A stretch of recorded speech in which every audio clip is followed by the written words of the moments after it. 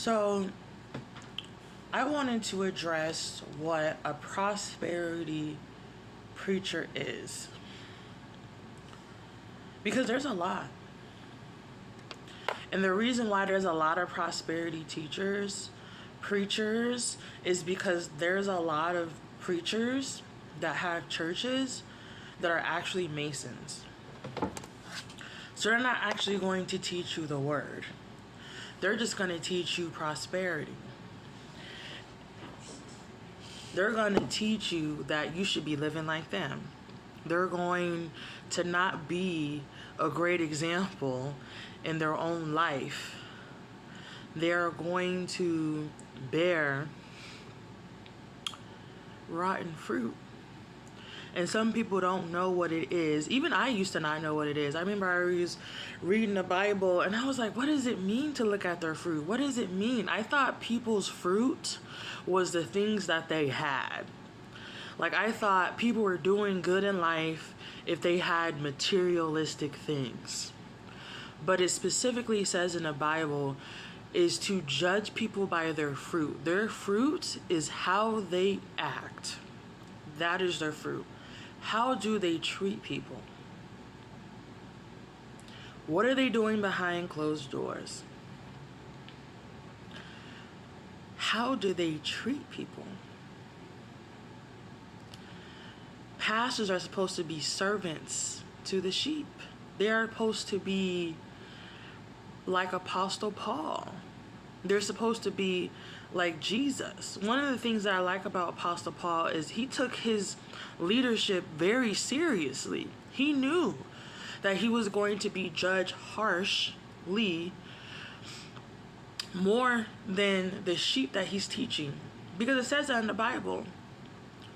If you're teaching the sheep and you are a preacher, you're a teacher, and you're supposed to be teaching the word, and you're supposed to be living the word, and people are watching you and you're not a great example, God will judge you. And he's going to judge you worsely than he will judge a sheep.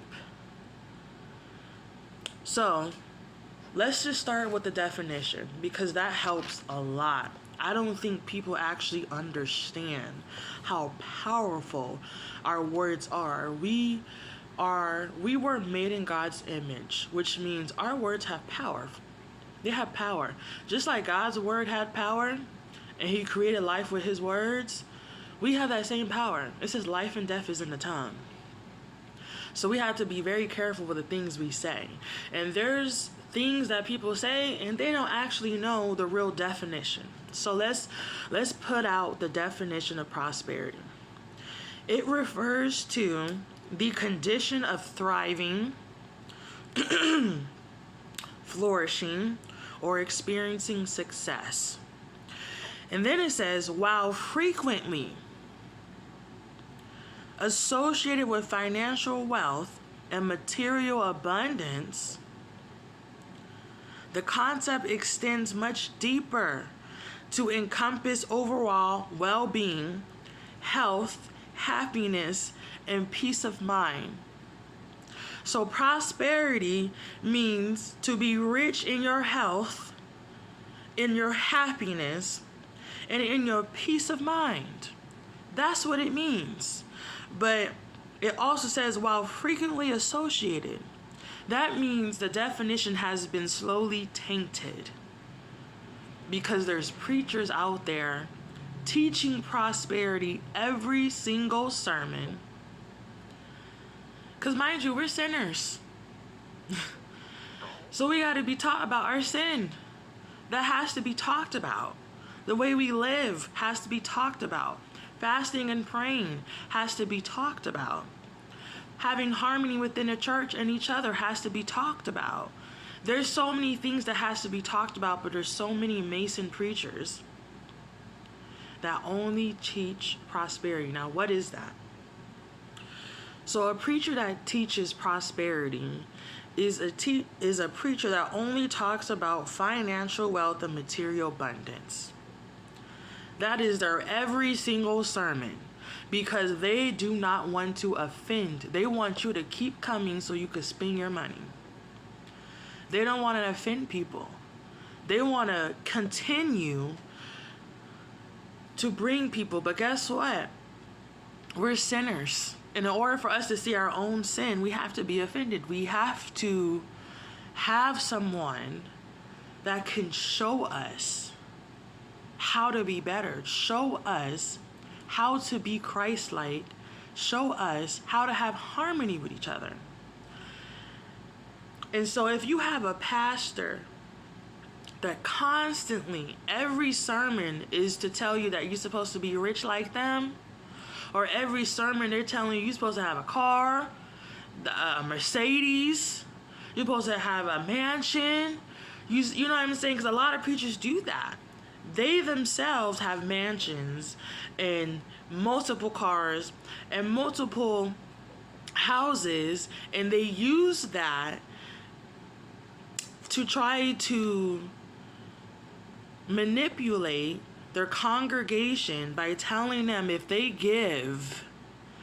just sow a seed, then they could be like them. That's a prosperity teacher.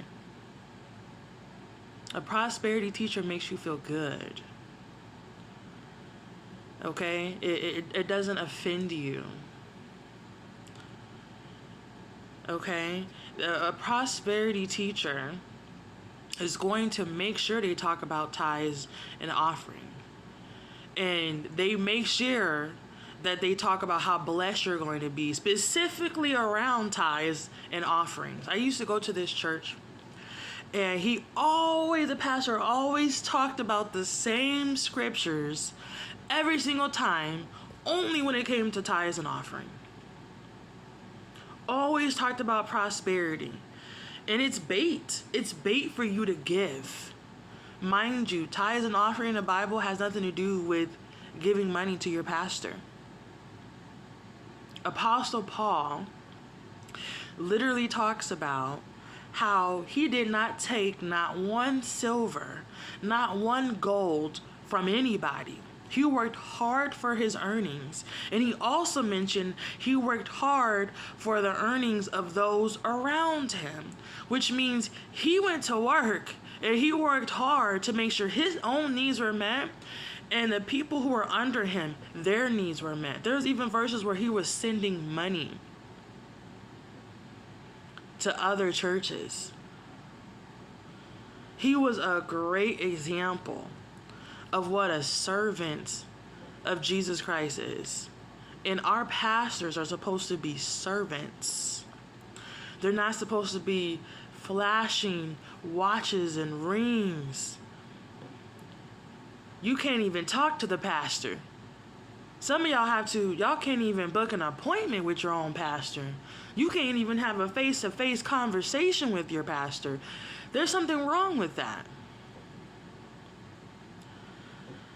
So if they're only talking about financial wealth and material abundance, then that's a prosperity teacher. Because they're not even telling you what prosperity actually means. Jesus wasn't rich. He wasn't rich. He was abundant with his health and happiness and peace of mind. That's prosperity. But he wasn't rich. Not everybody's calling is to be rich. Apostle Paul wasn't rich. Prosperity has nothing to do with wealth and abundance. It has to do with your health, your happiness, and peace of mind. And the only way to have those three things is to make sure that you are in alignment with Jesus Christ. It is to make sure that you are underneath his covering. It is to make sure that you're bearing fruit. He promises to give you health, happiness, and a peace of mind. That is prosperity. Prosperity has nothing to do with financial wealth and material abundance.